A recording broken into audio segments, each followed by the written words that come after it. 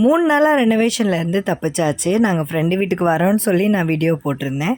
இந்த 3 நாளும் ரொம்ப பீஸ்ஃபுல்லாக நல்லா ஜாலியாக வந்து நாங்கள் இங்கே என்ஜாய் பண்ணிகிட்ருக்கோம். அதுலேயும் இது வந்து பார்த்திங்கன்னா கிரவுண்ட் ஃப்ளோர் வீடு அப்படின்றதுனால முன்னாடி வந்து நல்லா ஸ்பேசியஸாக இருக்குது. ஸோ நம்ம நிலன் குட்டி வந்து நல்லா என்ஜாய் பண்ணி விளையாடிட்டுருக்காரு. கிருஷானுக்கு ஸ்கூலில் இருந்து அவங்க இருக்க எம்ஆர்டி வரைக்கும் வர தெரியும். பட் அங்கேருந்து வீட்டுக்கு ஃபஸ்ட்டு டே மட்டும் நாங்கள் போய் கூப்பிட்டு வந்தோம். அதுக்கப்புறம் அவனே வர ஆரம்பிச்சிட்டான்.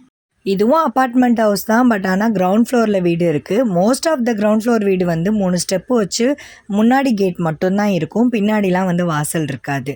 பட் இந்த வீடு ரொம்ப பழைய வீடுன்றதுனால பின்னாடியும் வாசல் இருக்கும், தரையோட தரையாக தான் இருக்கும். பட் எனக்கு இந்த வீடு ரொம்ப பிடிக்கும்.